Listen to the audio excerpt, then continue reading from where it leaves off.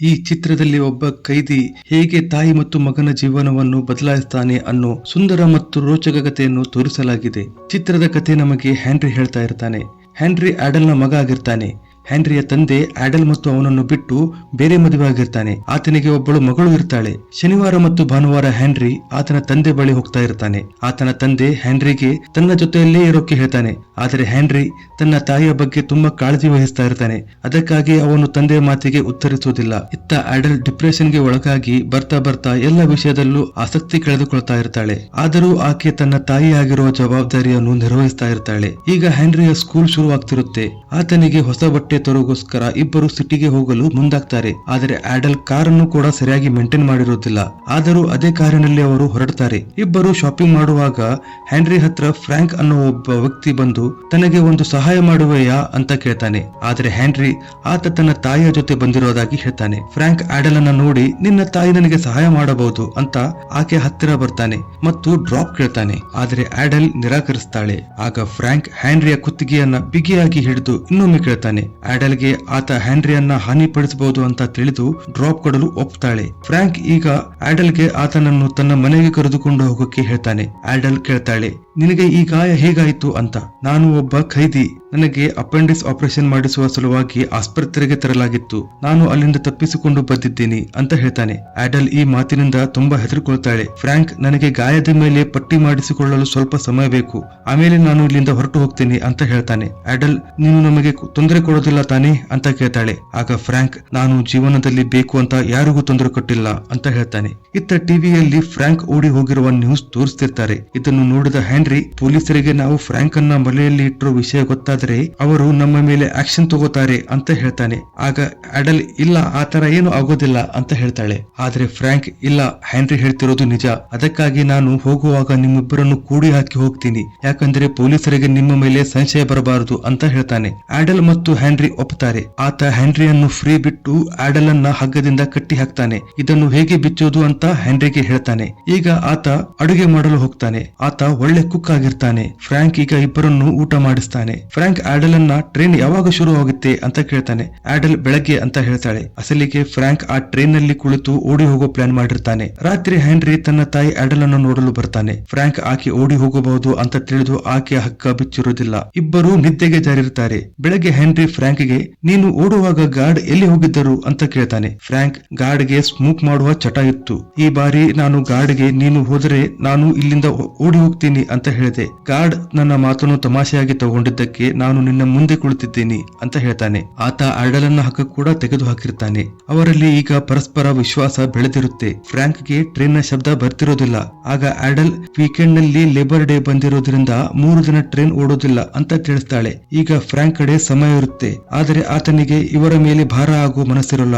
ಅದಕ್ಕಾಗಿ ಆತ ಮನೆಯ ದುರಸ್ತಿ ಕೆಲಸ ಮಾಡೋಕೆ ಶುರು ಮಾಡ್ತಾನೆ. ಮನೆಯಲ್ಲಿ ಕೆಟ್ಟಿರೋ ವಸ್ತುಗಳನ್ನ ಸರಿಪಡಿಸ್ತಾನೆ. ಆತ ಅವರ ಕಾರನ್ನು ಕೂಡ ರಿಪೇರ್ ಮಾಡ್ತಾನೆ ಮತ್ತು ಹ್ಯಾನ್ರಿಯನ್ನ ಬೇಸ್ ಬಾಲ್ ಆಡೋದನ್ನ ಕಲಿಸ್ತಾನೆ. ಹ್ಯಾನ್ರಿಗೆ ಫ್ರಾಂಕ್ ತುಂಬಾ ಇಷ್ಟ ಆಗ್ತಾನೆ. ಇಬ್ಬರು ತುಂಬಾ ಖುಷಿಯಾಗಿರ್ತಾರೆ. ಆಡಲ್ ಕೂಡ ದೂರದಿಂದ ಎಲ್ಲ ನೋಡ್ತಿರ್ತಾಳೆ. ಆಕೆಗೂ ಒಳ್ಳೆಯ ಫೀಲ್ ಆಗ್ತಿರುತ್ತೆ. ನಂತರ ಅವರ ನೇಬರ್ ಬಂದು ಮನೆಯ ಬಾಗಿಲು ಬಿಡ್ತಾನೆ. ಫ್ರಾಂಕ್ ಆಡಲ್ ಅನ್ನು ಗಟ್ಟಿಯಾಗಿ ಹಿಡಿದು, ಹೊರಗೆ ಯಾರೇ ಬಂದಿದ್ರು ಅವರಿಗೆ ಅಲ್ಲಿಂದಾನೇ ಕಳಿಸ್ಬಿಡು ಅಂತ ಹ್ಯಾನ್ರಿಗೆ ಹೇಳ್ತಾನೆ. ಹ್ಯಾನ್ರಿ ಬಾಗಿಲು ತೆಗೆದಾಗ ಆ ನೇಬರ್ ಅವನಿಗೆ ಆಪಲ್ ಕೊಡ್ತಾನೆ ಮತ್ತು ಆಡಲ್ ಎಲ್ಲಿ ಅಂತ ಕೇಳ್ತಾನೆ. ಹ್ಯಾನ್ರಿ, ಮಾಮ್ ಬಾತ್ರೂಮ್ ನಲ್ಲಿ ಇದ್ದಾಳೆ ಅಂತ ಹೇಳ್ತಾನೆ. ಈಗ ತಾನೇ ಒಬ್ಬ ಖೈದಿ ಜೈಲಿನಿಂದ ತಪ್ಪಿಸಿಕೊಂಡಿದ್ದಾನೆ, ನೀವಿಬ್ಬರು ಹುಷಾರಾಗಿ ಇರಿ ಅಂತ ತಿಳಿಸಿ ಅಲ್ಲಿಂದ ಹೋಗಿ ಬಿಡ್ತಾನೆ. ಈಗ ಆಡಲ್, ನನ್ನ ಮಗನನ್ನು ಯೂಸ್ ಮಾಡಿ ಸುಳ್ಳು ಹೇಳೋದನ್ನ ಕಲಿಸಬೇಡ, ಇದು ನನಗೆ ಇಷ್ಟ ಇಲ್ಲ ಅಂತ ಸಿಟ್ಟಿನಿಂದ ಹೇಳ್ತಾಳೆ. ಫ್ರಾಂಕ್ ಆಕೆಯ ಮಾತನ್ನು ಅರ್ಥ ಮಾಡಿಕೊಂಡು ಸುಮ್ಮನಾಗ್ತಾನೆ. ಈಗ ಅವರ ಬಳಿ ತುಂಬಾ ಸೇಬುಗಳಿರುತ್ತವೆ. ಅದಕ್ಕಾಗಿ ಫ್ರಾಂಕ್ ಸೇಬುಗಳ ಪಾಯ್ ಮಾಡಲು ಮುಂದಾಗ್ತಾನೆ ಮತ್ತು ಅವರೊಬ್ಬರನ್ನು ಕೂಡ ಕಲಿಸ್ತಾನೆ. ಈಗ ಮೊದಲ ಬಾರಿ ಆಡಲ್ ಫ್ರಾಂಕ್ಗೆ ಹತ್ತಿರವಾಗ್ತಾಳೆ. ಆಕೆಗೆ ತುಂಬಾ ಒಳ್ಳೆ ಫೀಲ್ ಆಗ್ತಿರುತ್ತೆ. ಇದನ್ನು ಹ್ಯಾನ್ರಿ ಕೂಡ ನೋಟಿಸ್ ಮಾಡ್ತಾನೆ. ರಾತ್ರಿ ಪೊಲೀಸರು ಅವರ ಮನೆ ಕಡೆಯಿಂದ ಹಾದು ಹೋಗ್ತಾರೆ. ಫ್ರಾಂಕ್, ಈಗ ನಾನು ಹೊರಡೋ ಸಮಯ ಬಂದಿದೆ ಅನಿಸುತ್ತೆ, ನನಗೆ ನಿಮ್ಮಿಬ್ಬರಿಗೂ ತೊಂದರೆ ಕೊಡೋ ಮನಸ್ಸಿಲ್ಲ ಅಂತ ಹೇಳ್ತಾನೆ.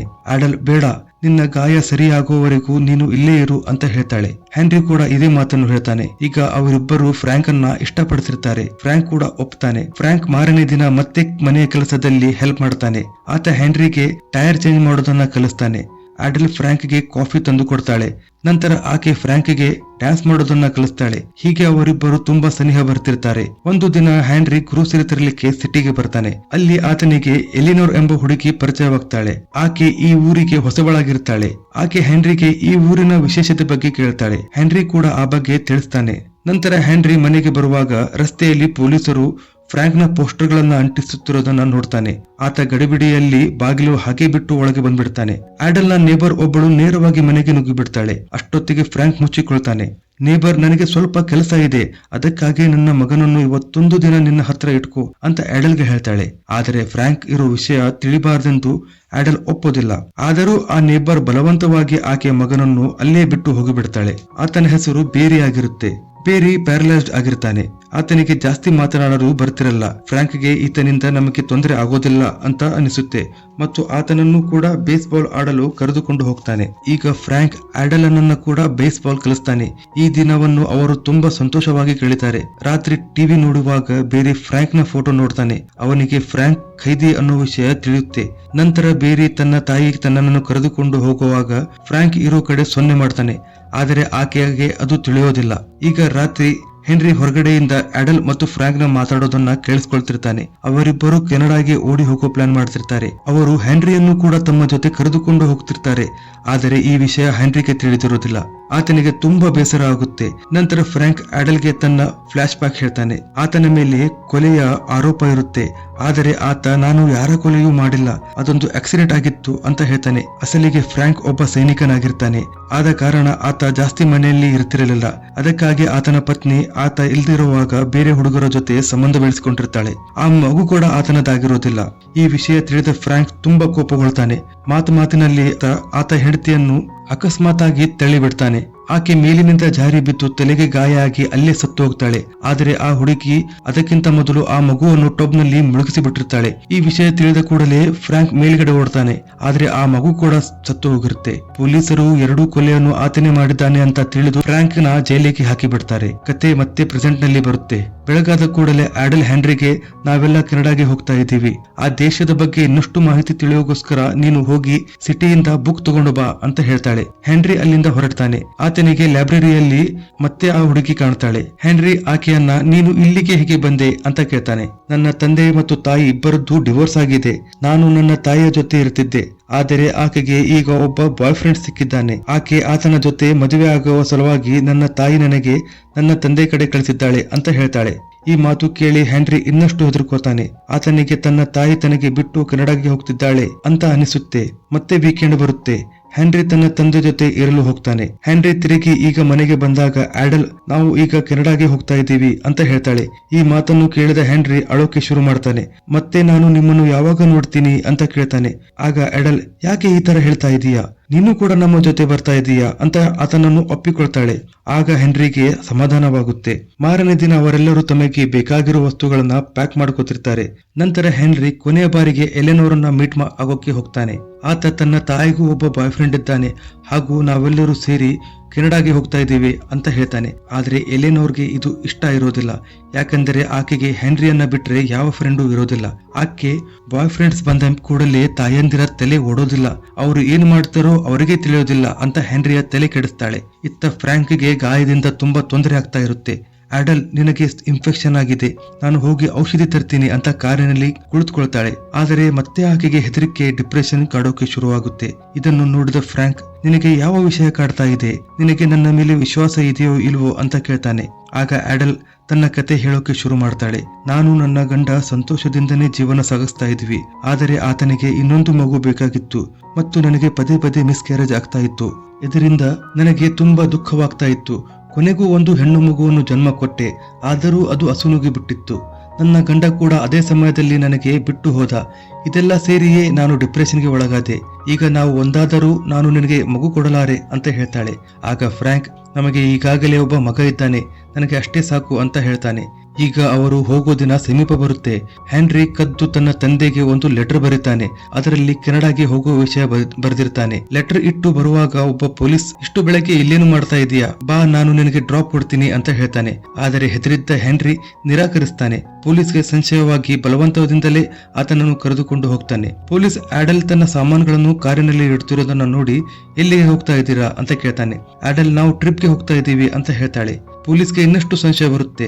ಯಾಕಂದ್ರೆ ಇವತ್ತಿನಿಂದ ಸ್ಕೂಲ್ ಸ್ಟಾರ್ಟ್ ಆಗ್ತಾ ಇರುತ್ತೆ. ಸ್ಕೂಲ್ ಬಿಟ್ಟು ಯಾರಿಗೆ ಟ್ರಿಪ್ ಹೋಗ್ತಾರೆ ಅಂತ. ಆತ, ನಾನು ಸಾಮಾನು ಇಡಲು ಸಹಾಯ ಮಾಡ್ತೀನಿ ಅಂತ ಮನೆಗೆ ನುಗ್ತಾನೆ.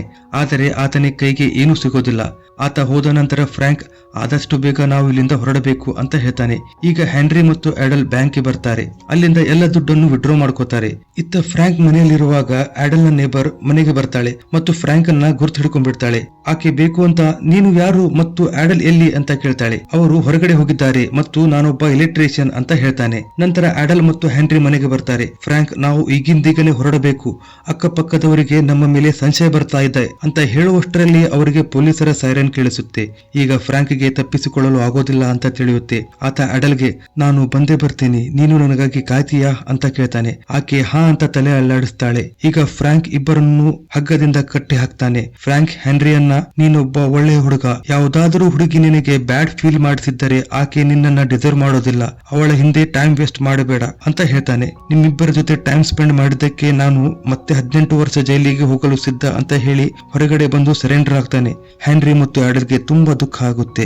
ಆಡಲ್ ಈಗ ಪ್ರಾಸಿಕ್ಯೂಟರ್ ಹತ್ರ ಬಂದು ನಡೆದಿದ್ದೆಲ್ಲ ವಿಷಯ ವಿವರವಾಗಿ ತಿಳಿಸ್ತಾಳೆ ಮತ್ತು ಫ್ರಾಂಕ್ ಅನ್ನು ಹೇಗೆ ಬಿಡುಗಡೆ ಮಾಡಿಸಬೇಕು ಅಂತ ಕೇಳ್ತಾಳೆ. ಆದ್ರೆ ಪ್ರಾಸಿಕ್ಯೂಟರ್, ನೀನು ಎಲ್ಲ ನಿಜ ಹೇಳಿಬಿಟ್ಟರೆ ನಿನಗೆ ಪ್ರಾಬ್ಲಮ್ ಆಗಬಹುದು ಮತ್ತು ನಿನ್ನ ಮಗನ ಕಸ್ಟಡಿ ಕೂಡ ಹೋಗಬಹುದು ಅಂತ ಹೇಳ್ತಾನೆ. ಆಡಲ್ಗೆ ಹ್ಯಾನ್ರಿಯನ್ನ ಕಳೆದುಕೊಳ್ಳೋಕೆ ಇಷ್ಟ ಇರೋದಿಲ್ಲ. ಅದಕ್ಕಾಗಿ ಸುಮ್ಮನಾಗಿ ಬಿಡ್ತಾಳೆ. ಆಕೆ ಫ್ರಾಂಕ್ ಅನ್ನ ಭೇಟಿ ಆಗೋಕೆ ತುಂಬಾ ಪ್ರಯತ್ನ ಪಡ್ತಾಳೆ. ಆದರೆ ಅವನನ್ನು ಸಾಲಿಟರ್ ನಲ್ಲಿ ಇಟ್ಟಿರ್ತಾರೆ. ಅಲ್ಲಿ ಯಾರನ್ನು ಕೂಡ ಬಿಡ್ತಿರಲಿಲ್ಲ. ಇತ್ತ ಹ್ಯಾನ್ರಿ ತನ್ನ ಕಾಲೇಜ್ನ ಬೇಸ್ಬಾಲ್ ಟೀಮ್ ನಲ್ಲಿ ಸೇರ್ಕೋತಾನೆ. ಯಾಕಂದ್ರೆ ಫ್ರಾಂಕ್ ಅವನನ್ನು ಬೇಸ್ಬಾಲ್ ಕಲಿಸಿರ್ತಾನೆ. ಫ್ರಾಂಕ್ ಕಲಿಸಿರೋ ಮಾತುಗಳು ಹ್ಯಾನ್ರಿಗೆ ತನ್ನ ಜೀವನದಲ್ಲಿ ತುಂಬಾ ಸಹಾಯವಾಗ್ತಿರುತ್ತವೆ. ಹ್ಯಾನ್ರಿ ಈಗ ತನ್ನ ತಂದೆಯ ಕಸ್ಟಡಿಯಲ್ಲಿ ಇರ್ತಾನೆ. ಆತ ಆವಾಗವಾಗ ಆಡಲ್ ಹತ್ರ ಬಂದು ಆಕೆಯ ಫೇವರೇಟ್ ಆಪಲ್ ಪಾಯಿ ಮಾಡಿ ತಿನ್ನಿಸ್ತಾ ಇರ್ತಾನೆ. ಹೀಗೆ ಸಮಯ ಕಳೆಯುತ್ತೆ. ಹ್ಯಾನ್ರಿ ಈಗ ಒಂದು ಬೇಕರಿಯನ್ನು ಶುರು ಮಾಡಿರ್ತಾನೆ. ಆತನ ಆಪಲ್ ಪಾಯಿ ಎಲ್ಲೆಡೆಯಲ್ಲೂ ಫೇಮಸ್ ಆಗಿರುತ್ತೆ. ಆತನ ಮದುವೆ ಕೂಡ ಆಗಿರುತ್ತೆ. ಒಂದು ದಿನ ಹ್ಯಾನ್ರಿಗೆ ಒಂದು ಲೆಟರ್ ಬರುತ್ತೆ. ಅದು ಫ್ರಾಂಕ್ನ ಲೆಟರ್ ಆಗಿರುತ್ತೆ. ಫ್ರಾಂಕ್ ಹ್ಯಾನ್ರಿಯ ಆಪಲ್ ಪಾಯಿನ ಆರ್ಟಿಕಲ್ ಓದಿರ್ತಾನೆ. ಫ್ರಾಂಕ್ ಹ್ಯಾನ್ರಿಗೆ, ನನಗೆ ನಿನ್ನ ಮೇಲೆ ತುಂಬಾ ಹೆಮ್ಮೆ ಇದೆ, ನಿನ್ನ ಯಶಸ್ಸು ಹೀಗೆ ಸಾಗ್ತಾ ಇರಲಿ ಅಂತ ಹಾರೈಸ್ತಾನೆ. ಮತ್ತು ನಾನು ನನ್ನ ಕೊನೆ ದಿನಗಳನ್ನ ನಿನ್ನ ತಾಯಿಯ ಜೊತೆ ಕಳೆಯಬೇಕು, ಅದಕ್ಕಾಗಿ ನೀನು ನನಗೆ ಅನುಮತಿ ನೀಡಬೇಕು ಅಂತ ಕೇಳ್ತಾನೆ. ಹ್ಯಾನ್ರಿಗೂ ಕೂಡ ಎಲ್ಲರೂ ಸೇರಿ ಫ್ಯಾಮಿಲಿ ತರ ಇರೋ ಆಸೆ ಇರುತ್ತೆ. ಹ್ಯಾನ್ರಿ ಬರೀತಾನೆ, ನಿಮ್ಮ ಆಡಲ್ ನಿಮಗಾಗೆ ಕಾಯ್ತಾ ಇದ್ದಾಳೆ ಅಂತ. ಫ್ರಾಂಕ್ ನ ಬಿಡುಗಡೆ ಆಗೋ ಸಮಯ ಬರುತ್ತೆ. ಫ್ರಾಂಕ್ ಹೊರಗಡೆ ಬಂದಾಗ ಆಡಲ್ ಆತನ ಮುಂದೆ ಬರ್ತಾಳೆ. ಇಬ್ಬರು 18 ವರ್ಷಗಳ ನಂತರ ಭೇಟಿ ಆಗ್ತಿರ್ತಾರೆ. ಇಬ್ಬರ ಕಣ್ಣು ತುಂಬಿ ಬರುತ್ತವೆ. ಈಗ ಇಬ್ಬರು ಕೊನೆಯವರೆಗೂ ಜೊತೆಯಾಗಿರೋದನ್ನ ನಿಶ್ಚಯ ಮಾಡ್ತಾರೆ. ಇಲ್ಲಿಗೆ ಈ ಸುಂದರ ಕಥೆ ಮುಕ್ತಾಯವಾಗುತ್ತೆ. ಗೆಳೆಯರೇ, ಕೆಲವು ಬಾರಿ ನಮ್ಮ ಜೀವನದಲ್ಲಿ ಕೆಲವರು ಕೆಲವೇ ದಿನ ಜೊತೆಗಿದ್ದರೂ ಅವರ ಪ್ರಭಾವ ಜೀವನ ಪರ್ಯಂತ ನಾವು ಮರೆಯೋದಿಲ್ಲ. ಕಮೆಂಟ್ ನಲ್ಲಿ ನಿಮ್ಮ ಅಭಿಪ್ರಾಯ ಶೇರ್ ಮಾಡಿ.